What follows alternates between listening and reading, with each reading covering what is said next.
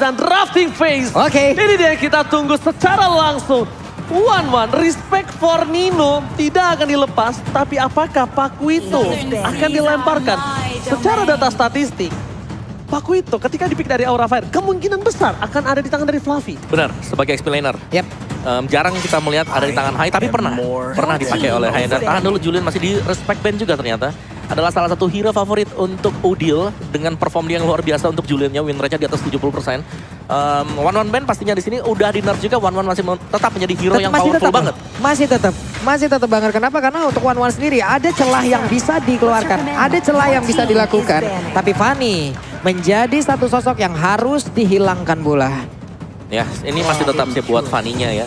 Valentina juga di ban. Faramis ada beberapa hero yang kita tahu ya masuk ke dalam strat sekarang, misalnya sebagai second pick, ini bisa ada Atlas Diki, atau bahkan dari masih ada Balmond Pakito juga sekarang. Jadi pilihannya adalah ngelepasin Faramis Pakito atau di kontes aja untuk kedua hero ini. Karena dua-duanya memiliki team fight yang cukup bagus, mendukung rekan-rekan yang lain. Satunya dari Faramis team fight panjang, dari Pakito sendiri adalah dia sustain tapi bisa kasih damage yang besar. Dan bahkan kalau bisa aku lihat dari posisi ini, di kanan ini akan ngelepas Faramis. Kenapa? Ini akan membuat dilema untuk Aura. Apakah Grok dan juga bersama dengan Parsha ataukah Faramis? Karena dari Aura ambil Faramis, kanan Grok Parsha, for sure.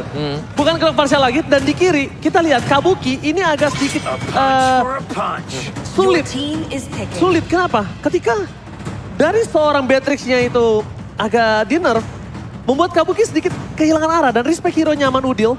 Jangan lupa lebih disiplin di metode late game, ini keys to victory by Axe. Agak dilema, seperti yang aku bilang, mau ambil apa? Grok, Faramis, atau Parsha? Faramis, kanan Grok Parsha, enak terbuka Enak banget, banyak banget pilihannya untuk Grok sekarang. Parsha, ini enak banget. Iya, Faramis.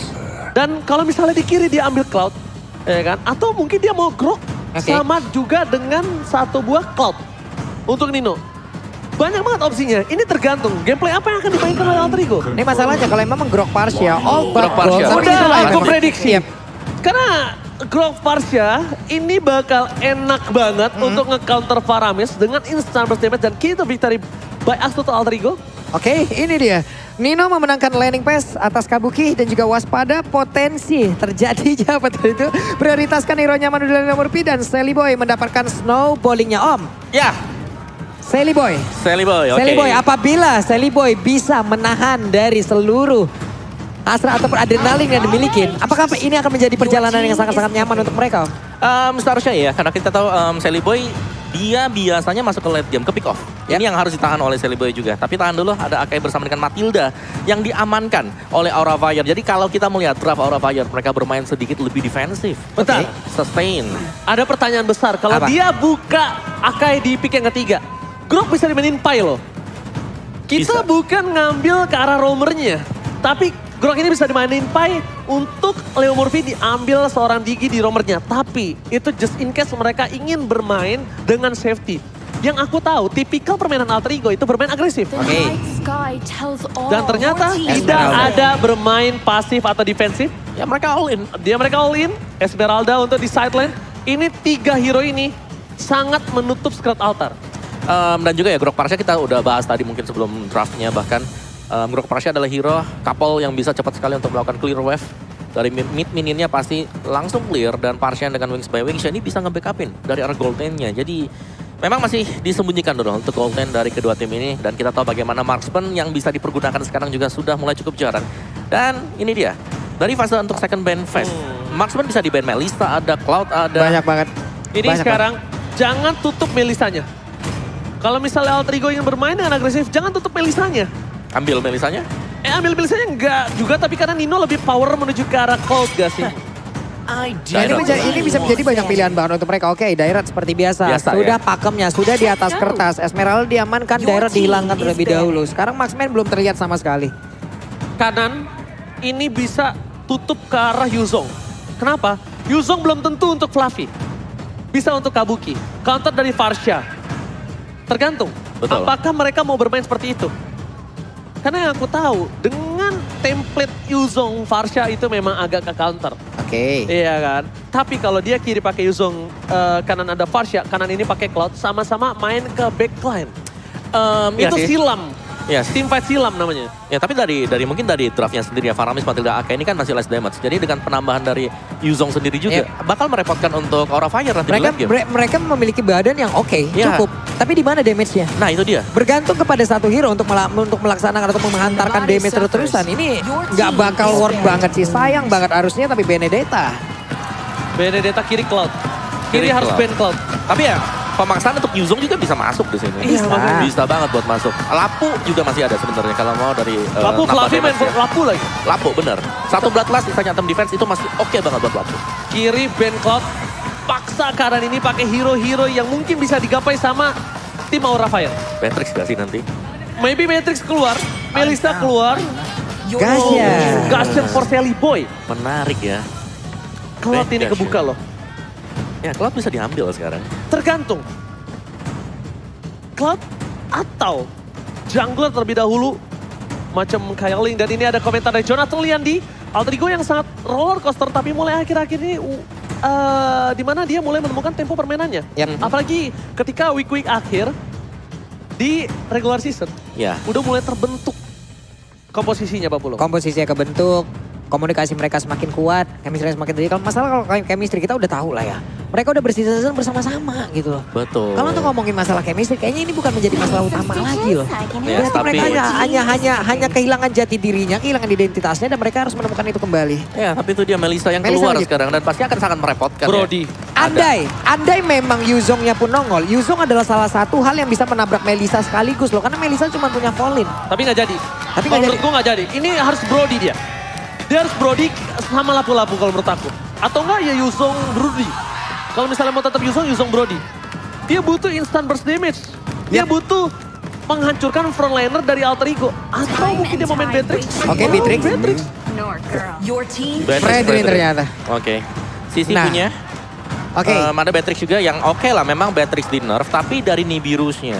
Oh, Damage-nya link sih. ditambah. Bentar. Tapi jauh banget. Kalau menurut gua dengan adanya Fredrin plus Melissa di satu sisi dan Fredrin di sini mungkin akan menjadi satu palang pintu utama, satu benteng utama. Fredrin nggak bakal banyak bisa melakukan apapun itu loh Om. Iya. Jarak Fredrin dan juga Melissa ini Jauh. udah jauh banget dari kodratnya mereka aja range dan melee. Tapi dari Melissa punya double range dengan models yang dia milikin. Ya, ada Dia models. punya go away, dideketin lagi, mau dengan efek tauntnya sendiri, dia mau ngede sendiri, nggak bakal sampai Om. Ya, Menurut gua. Mainin Link sih. Kalau gue Bener. mainin Link. Assassin ya. Mainin Link kanan. Hayabusa bisa juga. Hayabusa bahaya banget kalau menurut aku pribadi Pung. Ada baiknya dia bermain Link. Atau mungkin mau Lancelot untuk ngimbangin early game-nya. Lancelot. Yes, Lancelot ngimbangin early game-nya. Kenapa? Dia butuh farming. Dua hero ini akan bermain tempo Emblem Jungle. God Lane-nya ini akan bermain di mid pada late game. Jadi kita bilang secara tidak langsung Alter Ego memimpin dari audience prediction by TikTok. Jadi buat kalian semua Aura fans yang belum Wow.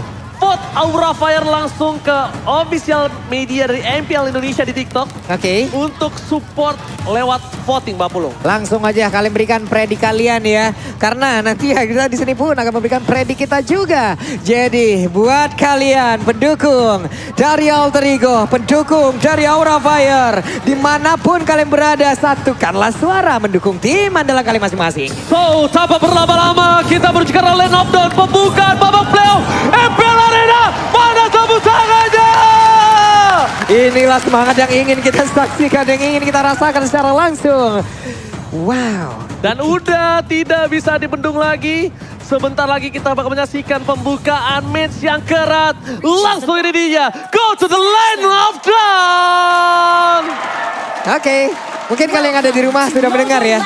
Bagaimana teriakan-teriakan dari super fans yang ada di sini. Mereka beruntung mereka punya kesempatan bisa langsung menyaksikan. Dan mudah-mudahan nantinya kalian masih menyaksikan di rumah. Bisa sampai ke sini juga. Wow, lihat teriakan dari Alter Chance. Sampai ke belakang dan juga kita lihat. Kalau dari prediksi kali ini, menurut Pak Pulung lebih ke arah yang mana? Aku AE sih, guys. Kamu AE? Untuk Opung apa? Alter Ego. Aku entah mengapa Alter Ego juga karena sangat draft yang kuat. Bahkan lihat di arah jungle Sally Boy bakal coba diharas oleh seorang Pesaker pun gak mampu dilepaskan begitu. Jadi caster Indonesia 3-3 menuju ke arah Alter Ego ya Pak Oke. Produser ya. Oke. Dan menuju ke arah sisi mid lane-nya. Godiva akan coba untuk melakukan gating. Udil ini bakal dipaksa mengeluarkan Wings by Wingsnya dan juga Flickernya. Kenapa? Karena Hai di level 4 sebentar lagi dia bakal melakukan sebuah inisiatif first blood ketika Udil tidak memiliki satu buah Flicker dan Wings by Wings. Yep, terlihat barusan Energy Impact, Cross Crow semuanya dikeluarkan guna untuk bisa menghilangkan satu wave minion. Menambah lagi levelingnya, menambah lagi XP-nya. Leo Murphy tetap menjaga area defensif yang mereka miliki di awal. Melissa dan Beatrix. Melissa udah pasti nikmat banget dengan mothers yang dia milikin. Ya, Oke. pressure pastinya untuk Kabuki ya. Karena dia harus bisa nge-defense apalagi sudah agak di nerf. Wow. Tapi Wow, what happened?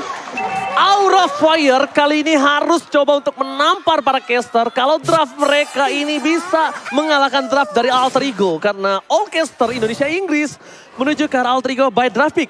Tapi tentunya sebentar lagi bakal ada objektif yang akan dipertandingkan. Dan dua kali ini memiliki dua keuntungan. Sally Boy punya Sombra, Hai punya satu buah heavy spin.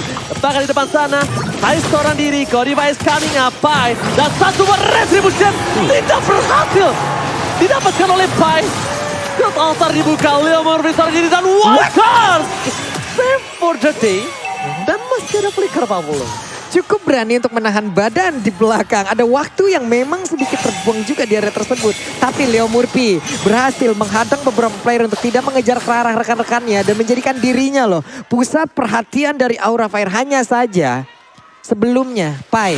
Hey, Anda mengejutkan kita semua ya, bisa ngambil turtle loh.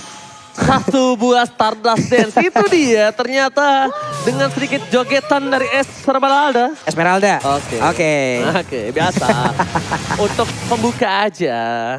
Tapi kalau misalnya aku lihat, dari segi emblem Opung, silakan. ya, Magic Worship yang dipakai oleh kedua mid laner kita kali ini akan menambahkan ya. Adanya burn effect juga. Belum lagi ditambahkan nanti dengan glowing one. Mungkin next atau item kedua atau item ketiga dari mid match kita kali ini. Oke, contoh dikeluarkan tapi saya terketut. Oh my god, Benjol, Seliman the Miracle Boy harus terkena first blood, tercedut begitu saja. Hai, mendapatkan keuntungan. Seliman the Miracle Boy. Memang kalau dari segi one by one situation ya, ini dimenangkan oleh seorang Akai. Tapi untuk segi objektif, dia nggak kalah dari seorang Lancelot. Yap, Dan ini di-poking begitu saja. Mencoba di-cover. Recall, tas-tas dari Godiva di depan. The original tas-tas Leo Murphy. Diving dikeluarkan. Hai berjaga ke belakang. Go away. Masih ada dadakan facehugger. Bakal coba untuk sedikit menutup pergerakan dari Udil. Buset, ini serangannya ya. Terus-terusan mereka berikan. Walaupun tadi sebelumnya mereka udah mengeluarkan lagi ke arah satu heavy spin yang dimiliki oleh Akai. Ya, kita tahu informasi ada. Tapi mereka tetap pergi ke atas Om. Apa rencana sebenarnya di situ Om? Pastinya untuk mendelay sebenarnya sih. Adanya delaying ke arah dari Nino biar tidak terlalu cepat untuk mendapatkan item yang diinginkan. Sementara untuk di tempat yang berbeda, Alter Ego juga mereka sanggup untuk nge-mirror apa yang dilakukan oleh Aura Fire yang berada di top lane tadi. Oke, lagi-lagi ini akan menjadi perebutan objektif. Apakah Pai akan mengamankan? Tapi kalau dari segi tim fight, Waduh, nakal mereka diunggulkan. Sebelum ada heavy spin, perintah dikeluarkan menuju ke arah belakang. Para pemain dari tim Alter Ego, mereka memaksa tim fight. Karena Udil udah standby on position. Pai terkena sedikit poking damage. Ini pun gak baik untuk melakukan tim fight selanjutnya. Heavy spin dikeluarkan. Seliman mereka main terjepit. No retribution. Hai, mengalahkan objektif dengan mudah. Karena tidak ada contest retribution dari tim Alter Ego Info. Dan mulus sekali tapi di bagian atas. Coba lihat ada lagi sebuah pergerakan di mana Wild Charge-nya tadi menghajar langsung ke 3 player dari Amin. Tapi Godiva memberanikan diri mendorong mundur habis-habisan siapapun player dari Alter Ego dan Aura sejauh ini membuat kita tertampar. Aura Fire mengamuk dengan apinya saat bakal di arah bottom lane. One by one situation. Adu mekanik, lama-lama rematik. Tapi di arah top lane, Godiva baiting. Ini permainan Godiva. Baiting, hating. Dia selalu memancing keributan. Dan bahkan kalau bisa kita bilang, Sally Boy dan Miracle Boy gak boleh keluar terlebih dahulu. Gak boleh menampakkan wujudnya Opung Wawa dan juga Papulung. Yap, sejauh ini cukup mereda lagi. Menurunkan lagi temponya, hanya saja counter initiation yang dilakukan oleh pemain-pemain dari Aura ini pintar banget sih Om. Oh oke, satu bahaya lagi. Esmeralda pun menjadi korban untuk kali ini dan mereka berhasil melakukan sebuah aksi penculikan di mana tadi ada satu outer turret di area atas yang dihancurkan dan sekarang bergerak di bagian bawah, semuanya menimbulkan efek yang sangat baik. Oh my god, the new axe effect ini dia. Sally Boy berhasil menghindari dengan wanginya. The better you smell, the better you play. Dan bahkan, bukan itu aja, mencium bau ganking di arah top lane. Ini para pemain dari tim Alter Ego harus coba mundur. Leo Murphy, watch out for covering. Nino, where are you going? Heavy spin gak berhasil dan go away. Berhasil membuat seorang Hai gak mau extended team fight. Oke, tapi dengan dibukanya go away, ini ada turtle yang bakal spawn juga. Dan kita lihat dari itemnya kali ini, Clock of Destiny sudah diselesaikan oleh Facehugger. Tapi tahan dulu, bakal ada tim yang terjadi. Yap, ini dengan beberapa item yang udah mereka milikin, tapi di tengah ya, ini full 5 player. Mereka udah siap setelah mendapatkan satu objektif di atas, satu objektif di bawah. Mereka memusatkan lagi kekuatannya dan sekarang ada turtle yang udah hadir. Tapi di bawah ada sebuah gangguan yang memang dilakukan oleh Sally Boy seorang diri, tapi malah dirinya kali tertabrak. Dan juga ditarik untuk yang ada Leo Murphy mencoba untuk langsung memberikan bantuan. Tapi tidak akan bertahan lama, akan menghilang sudah. Oh my god, Esther dan one shot. Nino gak bisa diselamatkan. Udil tersisa seorang diri di arah bottom lane. 2 distraction, 2 core, Alter Ego hilang. 4.000 gold difference. Ini yang menjadi simpan jarak tengah. Heavy spin kembali. Pai menjadi pilihan utama. Tapi dia menhantam for Israel. Fighter kicked out. No frontliner. Kali ini Kabuki menunjukkan permainan dengan Beatrix-nya. Sudah di nerf tapi it's okay. This is my power hero. Di tangan pilot yang tepat, hero nerf pun akan menjadi satu sosok yang berbahaya. Ya, dengan item dia BOD yang sudah selesai. First item tadi adalah Hunter Strike bagi Kabuki. Dan itulah sebabnya kenapa kita melihat adanya damage yang besar. Apalagi dengan penggunaan Nibiru yang dipakai. Mirip DHS tapi damage-nya tadi ya. Pendeknya full sakit ya. banget. Sakit banget. Aku kira DHS tadi. Itu Esmeralda. Iya, itu Esmeralda masalahnya. Yang bisa di posisi seperti itu, kalau nggak DHS, Malefic, ya udah Hunter Strike. Hunter Strike, ya. Penetration. Penetration, semua penetration harus digunakan dan bahkan kalau bisa aku bilang ketika Kabuki nanti punya WON, ini bakal berat lagi untuk Nino. Yep. Berat lagi untuk seorang Sally Boy masuk ke dalam. Sally Boy dan mereka Boy harus mundur. Terlalu tebal semua. Reser besar di spawn point. Sally Boy, where are you going? Terjepit. Gak bisa dijemput. Sally Boy the Miracle Boy harus tumbang. Dan bangga buat kalian semua di rumah. Jangan lupa nomor MPL sambil order grab hingga di 90% scan. Dimana apa? Langsung ke grb.to/MPL atau scan dari QR code yang ada di bawah sini. Surprise.